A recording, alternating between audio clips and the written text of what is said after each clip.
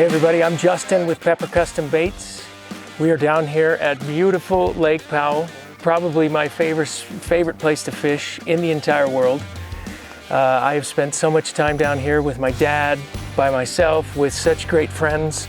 I'd like to talk to you a little bit about some of the products, different products that we make.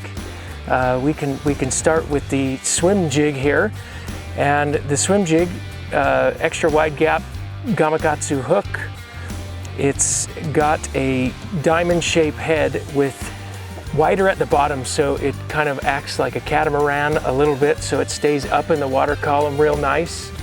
Then we pair it with, I think that they're the best skirts in the industry. You know, we really spare no expense when it comes to the different skirt colors. Like this is a ghillie skirt, and we try to match things as perfect as we possibly can, even if it just is taking and adding 5 strands of a particular color. We're going to do that just so that we can make sure that it's going to be the best color skirt that you can find out there. These swim jigs are available in 3/8 ounce, ½ ounce, 3/4 ounce, and 1 ounce. I primarily stick to the 3/8 and the half. If you're in situations where you're fishing under, you know, deeper than 20 feet, the 3/4 and the 1 ounce is a really great option.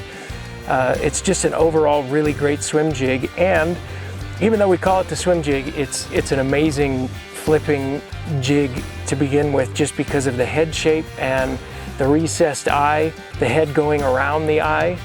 It's a really great flipping jig, and it's got the big straight shank Gamakatsu hook on there.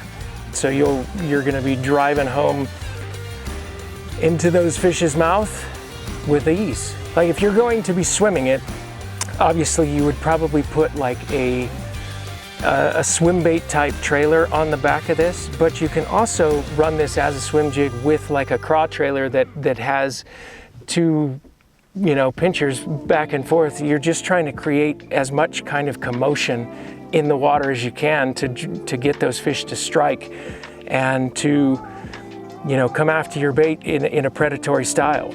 So these I typically would throw on like 15 to 20 pound line with a fairly heavy rod, because, you know, you can throw this into the nasty stuff and it's gonna come through it really well, but you also need to have a rod and line strong enough to really yank on them and pull them out and get them out of that stuff so you can get them to the boat. So this here is the original Pepper jig, and this is the jig that we started with when we bought the company 30 years ago.